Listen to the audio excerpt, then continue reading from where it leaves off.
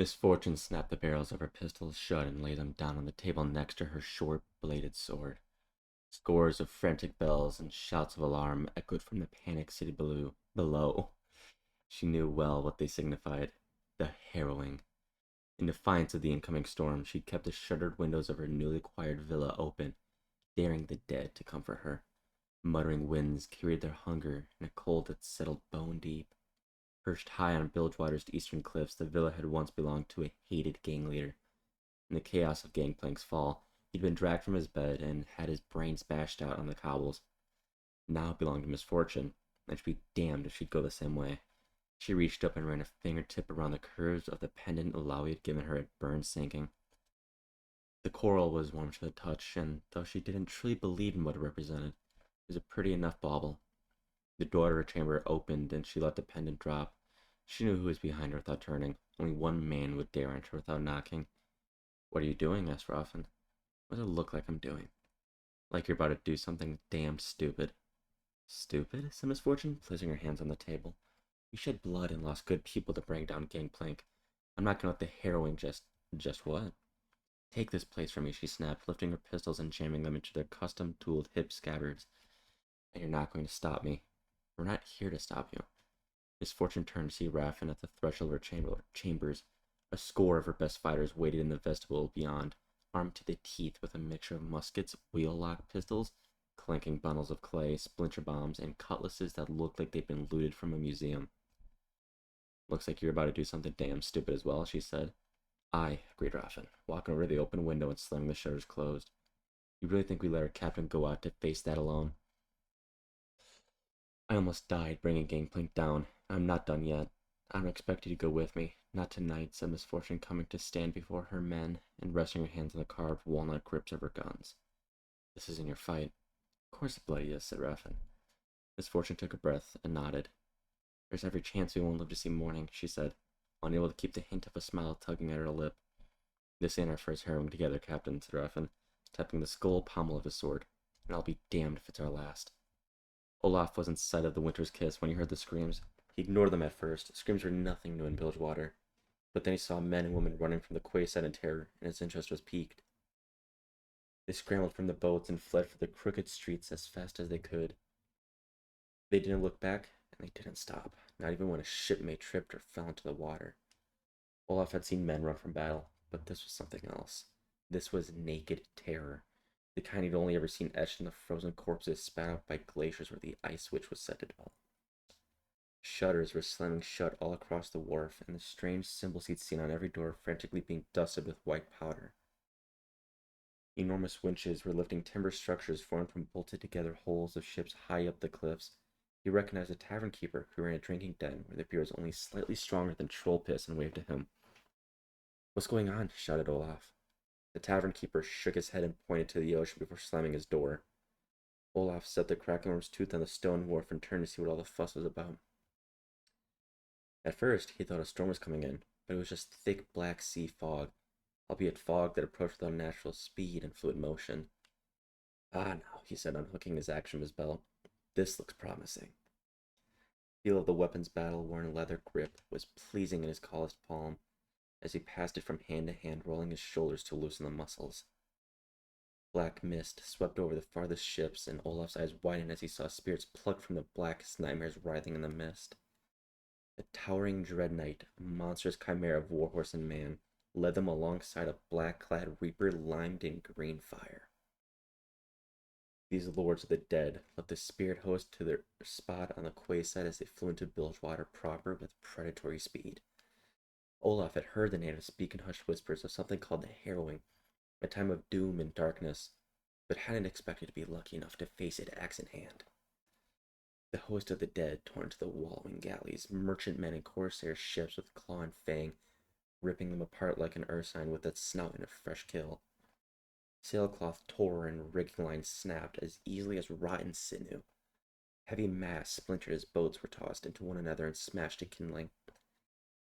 A host of screaming wraiths flew into the Winter's Kiss, and Olaf roared in anger as the long reaver's keel heaved and split, its timbers freezing solid in a heartbeat. The boat sank as swiftly as if its hold were filled with rocks. and Olaf says fellow Fjordians dragged below the water by creatures with cadaverous limbs and fish-hooked mouths. Olaf will make you wish you had stayed dead, he yelled as he charged along the wharf. Spirits boiled up from the ocean, icy claws slashing towards him. Olaf's axe sang out, cleaving a glittering arc through the host. The dead screeched as his blades sundered them, its truest edge more lethal than any enchantment. They howled as they died a second time, and Olaf sang the song to Rin from the moment of his death with lusty vigor. The words were simple, but the equal of any saga told by the wandering poets of the ice. How long had he waited to see these words? Sing these words? How often had he feared he might never get the chance? A shimmering mist of snapping jaws swarmed him, specters and things of mist. Webs of frost patterned his hauberk, and the deathly touch of voracious spirits burned his skin. But Olaf's heart was mighty, and it fired his blood to heights of fury unknown to all but the berserker. He shrugged off the pain of the wraith touch, feeling reason recede and fury build. Crimson froth built at the corners of his mouth as he bit the inside of his cheeks raw.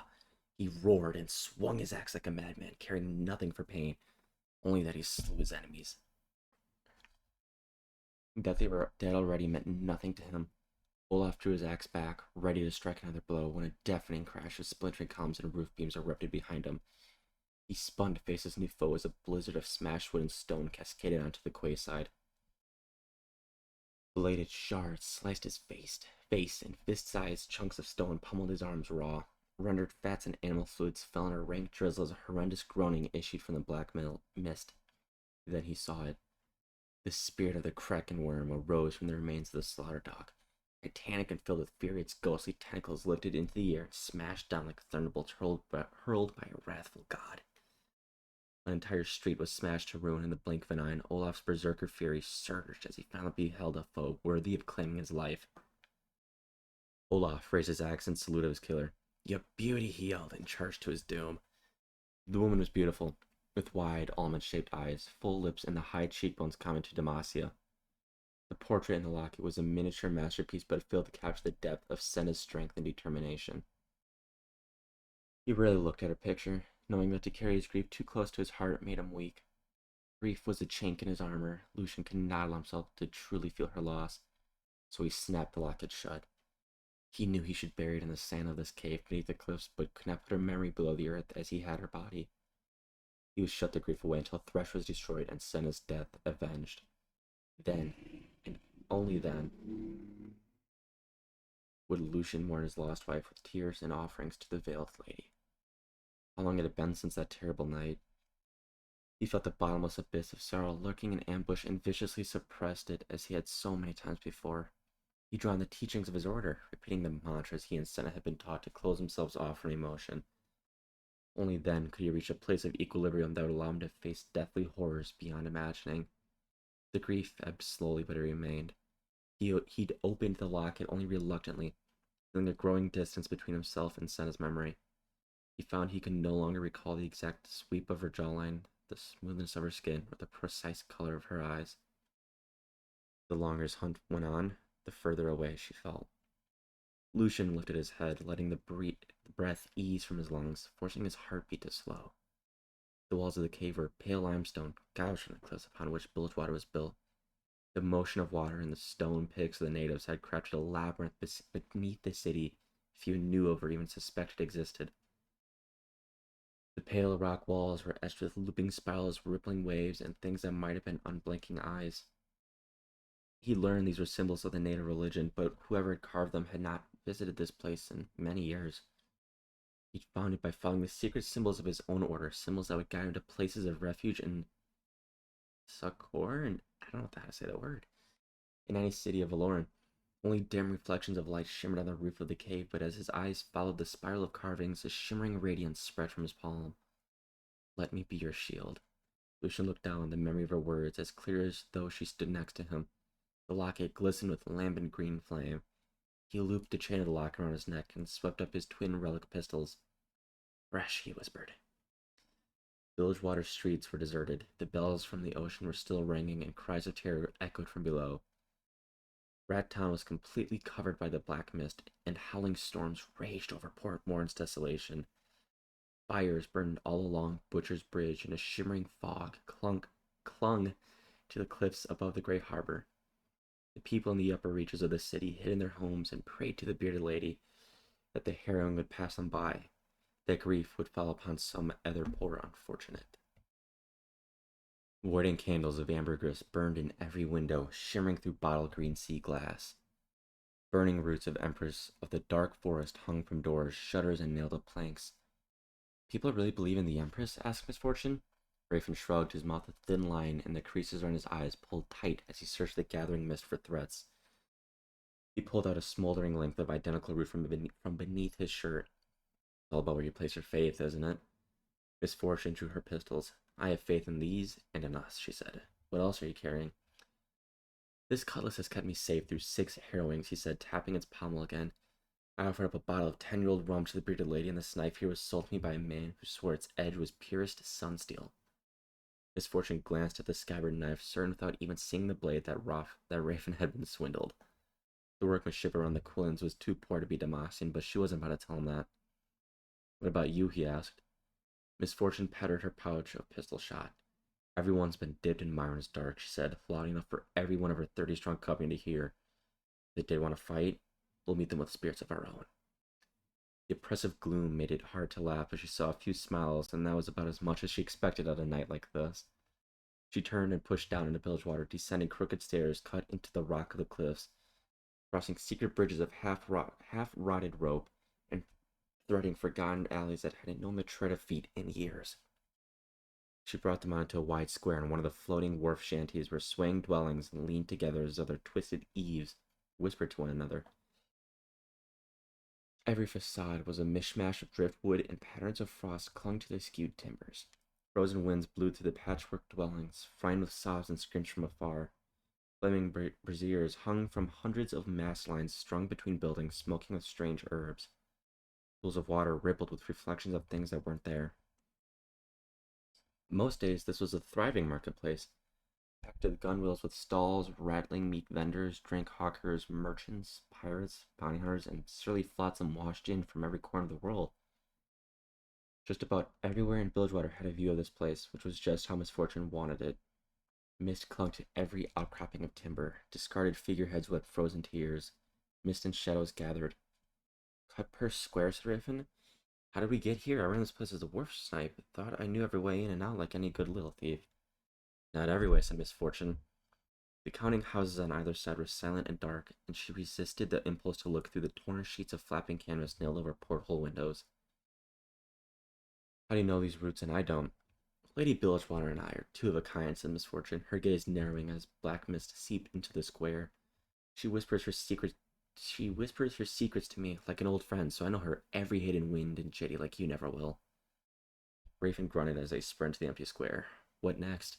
We wait, said Misfortune as they reached the center of the square, feeling terribly exposed. The black mist twitching with things moving in its depths. A disembodied skull of ghostly light stretched from the darkness, empty-eyed and with sharpened teeth. Its jaw stretched wider than any natural bone structure would allow, and keening wail built in its gullet.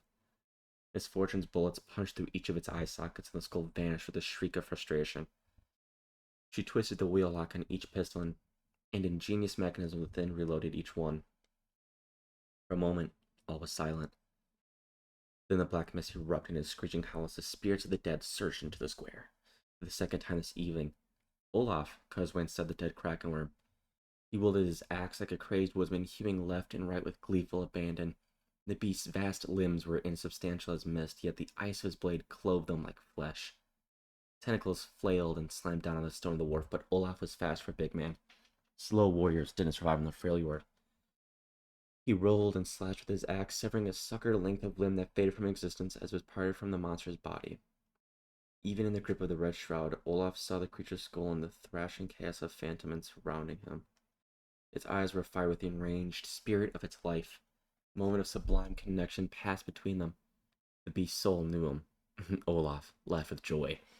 You see the taker of your life, and we are now bonded in death, he roared. Mayhap if you kill me, we shall battle forever in the realms beyond mortal ken. The prospect of eternal war against so mighty a foe poured fresh strength into Olaf's aching muscles. He charged towards the creature's maw, caring nothing for his pain as each brush with the cracked arm's tentacles burned his skin worse than the splinter woods of the Lockfar coast. He leapt into the air, axe aloft. He looked glorious death in the face. The tentacle whipped out and lashed around his thigh. It swung around in a dizzying arc, lifting him high into the air. "Come then," bellowed Olaf, punching his axe skyward in salute of their shared destiny.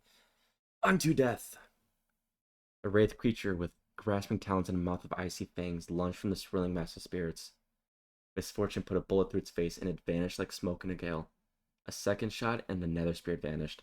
She grinned through her fear as she spun into cover behind a weather-worn stone bollard of the River King tree lode.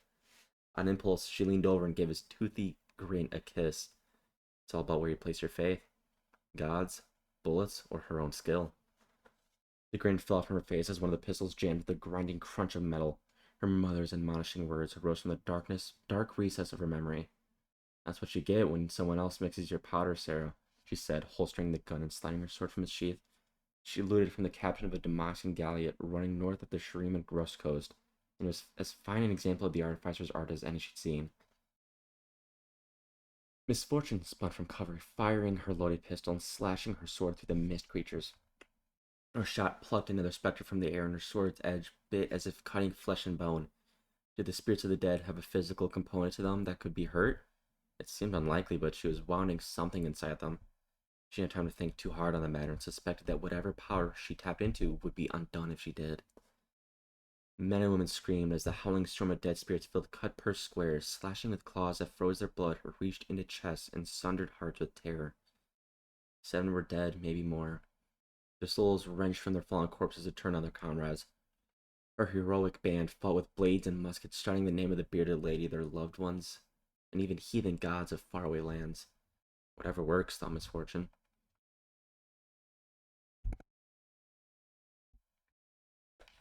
Rafen was down on one knee, his face ashen, breathing like a wharf-side doxy after a long shift.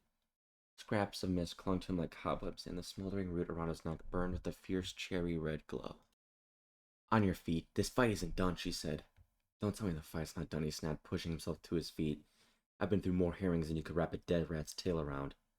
Before Misfortune could ask exactly what that meant, he leaned to the side and fired his pistol at something behind her. A conjoined spirit of wolf and bat screeched as it was banished. Misfortune returned the favor as a spirit form of grasping hooks and snapping fangs lunged at her second in command. "Everyone down!" shouted Misfortune, plucking a pair of splinter bombs from a belt and lobbing them into the howling mist. They detonated in a deafening explosion of fire and smoke. Wood splinters and fragments of stone ricocheted. Broken glass fell in a glittering rain of daggers. Acrid fog filled the square, but it was man-made and entirely bereft of spirits. Refn shook his head and worked a finger in his ear. "What was in that bomb?"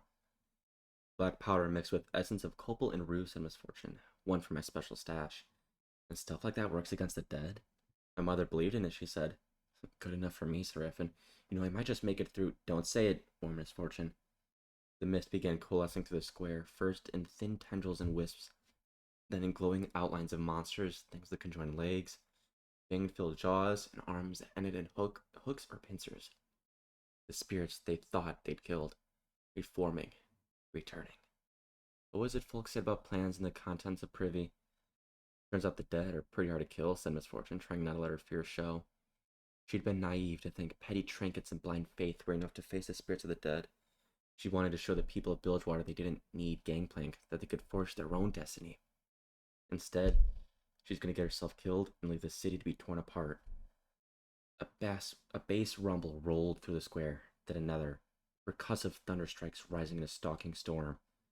It grew to become pounding hammer blows upon an anvil, faster and louder until the ground shook with its violence. "What in the 9 deeps is that?" said Raffin. "I don't know," said Misfortune's owl, and a spectral horseman in midnight plate emerged from the mist. He sat atop a strangely proportioned warhorse, and his helm was worked in the form of a snarling demon. "A dread knight," said Misfortune. Raffin shook his head, his face drained of color. "That's no knight," he said. "That's the shadow of war."